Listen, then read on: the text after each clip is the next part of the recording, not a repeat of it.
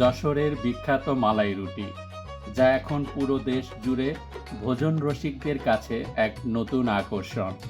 এই খাবারটি শুধু পেটই ভরায় না, মনটাও ভরিয়ে দিচ্ছে।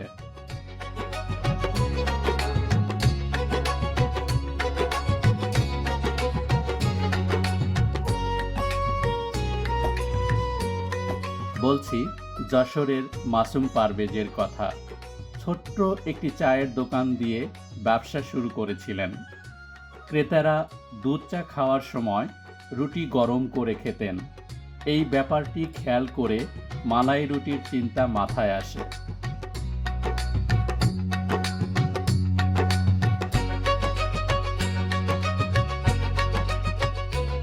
খাঁটি ঘন দুধ, দুধের স্বর এবং 7 ধরনের মশলাসহ বিস্কুটের গুঁড়া, চীনাবাদাম, সাদা তিল, কুমড়ার বীজ, কিশমিশ, হাইবাদাম, পেস্তা বাদাম, কাঠবাদাম, খেজুর, তালমিছরি, গুঁড়া দুধ, মধু ও কালো জিরা দিয়ে তৈরি করছেন মালাই রুটি।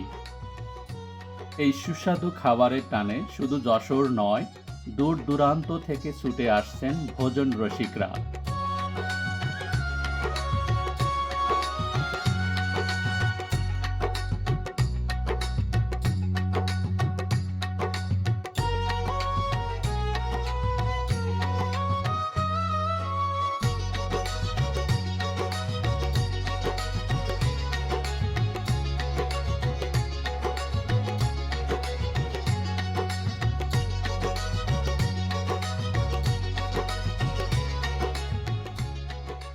মাসুম পারভেজ ভাই অতি আবেগে বলছিলেন, দুধ চা দিয়েই তার এই ব্যবসার যাত্রা শুরু করেছিলেন।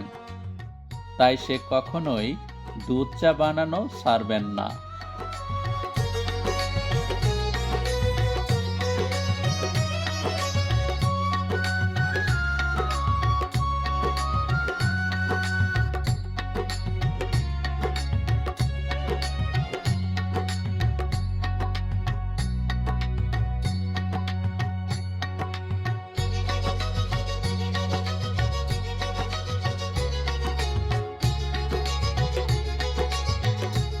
মজার বিষয় হলো, মাসুম ভাইয়ের ছোট্ট ছেলেটাও তার বাবার হাতের বানানো দুধ চায়ের পাগল।